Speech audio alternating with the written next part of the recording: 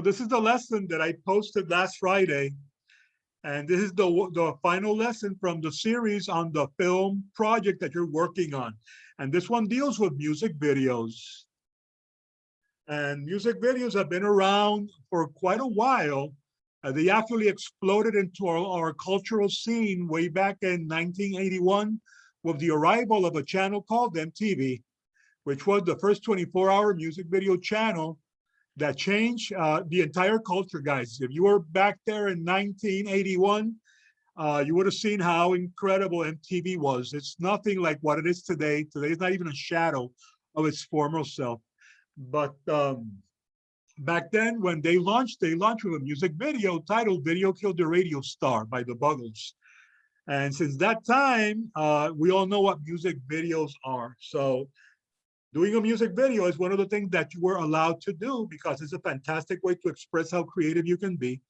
And you could use a variety of different approaches to that type of video. It can be what we call a video collage or stop motion animation or anything that you think would enhance your video. Now, certain things that you needed to think about when you're doing a music video is that you have to rehearse choreography with the musicians and dancers before you start filming if you're going to have that. And you need to check your footage regularly during the shoot to make sure that everything is synced, your movements, your lip movements, and the audio. And you need to think about the design of the props and the backgrounds and the lighting and the shooting and the location and all those things. There are many different ways to make music videos, guys. Are certain equipment that you might want to use depending on the type of music video that you're doing, such as laptops, MP3 players, smartphones, tablets. So you can play back the pre-recorded music. And you need to use computer with film editing software, good speakers and good headphones if you're using your own voice. Beware of the copyright issues. We've spoken about that before, so be careful of that. If your music video has any choreography, rehearsal is the name of the game, because the more you rehearse, the better you will look.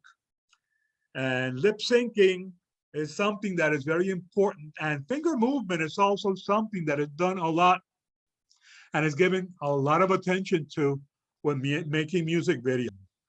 The best way to get inspiration for your music video is by watching a music video and looking at the way they are produced.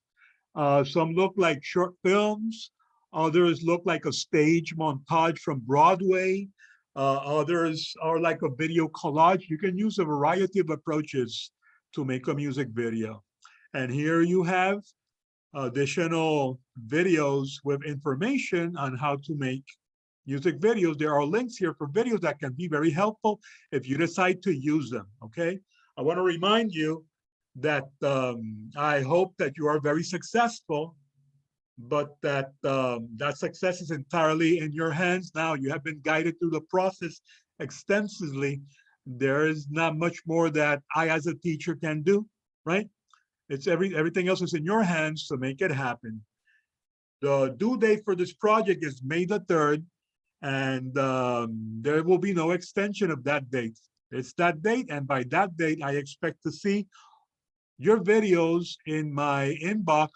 You're supposed to send it using Google Drive, and I'm assuming that all of you know how to use Google Drive. Okay, can you all see this? Yes. Okay. Yeah. This lesson is titled Titles. We are done with discussing the project, but I want to remind you that if you have any questions, you can always feel free to ask me, okay? Until the project is supposed to be delivered. But we're back to the subject of post-production and distribution. We have a test, guys, and I send the test schedule to the LMS, so everybody's supposed to have found it there. It's there. And this is material that will appear in the final test. As I said, this lesson is titled Titles. And it has to do with titles. As you can see in this presentation, you see a bunch of titles, which is a sequence at the opening of a movie.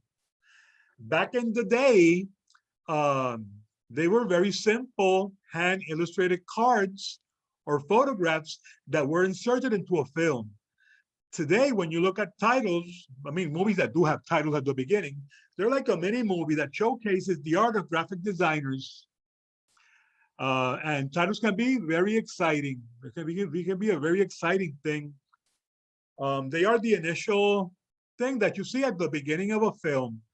But I want to clarify that not all films have titles at the beginning. Some movies have titles at the beginning. Some movies have titles at the end, and some have both at the end and at the beginning.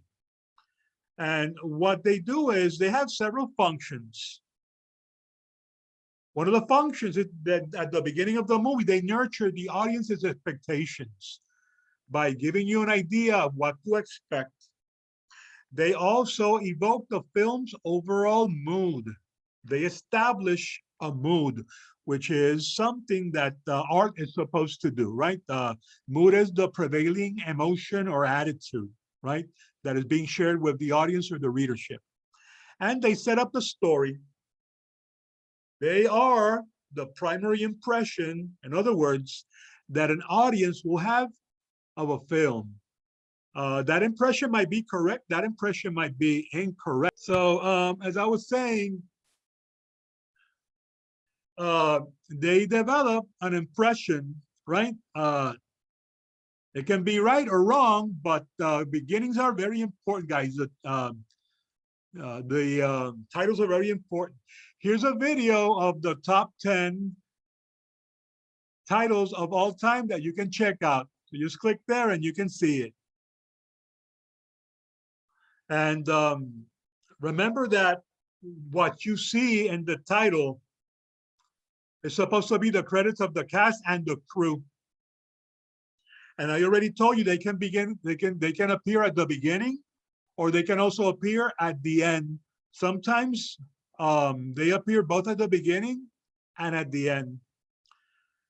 At the beginning, they usually have a music sequence that creates a huge expectation. I mean, you know about the importance of music already, right? So music can be very important in a title sequence of a movie, especially if you've seen James Bond movies like GoldenEye or others.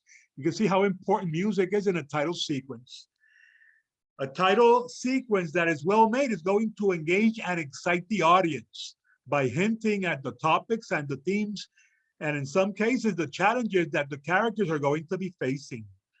The intention of the beginning title is to build anticipation and reveal a little bit of the main character's traits, possibly setting the stage for questions that will be answered later in the film.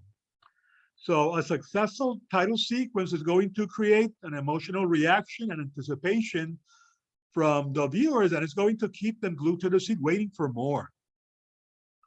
As we said, there are movies that got rid of the opening sequences. Examples could be movies such as 2004 Van Helsing, 2005's Batman Begins, and other movies. Sometimes the credit sequence can be compelling as the film that they bookend. You know, the opening credits set the tone, but if you decide to put the credits at the end, what they do is they force people to stick around and digest what they have just seen. So the importance of this guy is that whether it's at the beginning or at the end, you put something that is worthwhile, that is worth people's attention.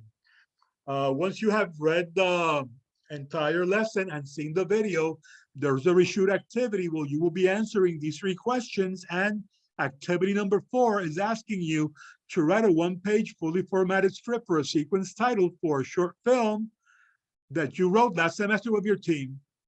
If you need to contact your team through the phone or through the chat, do so.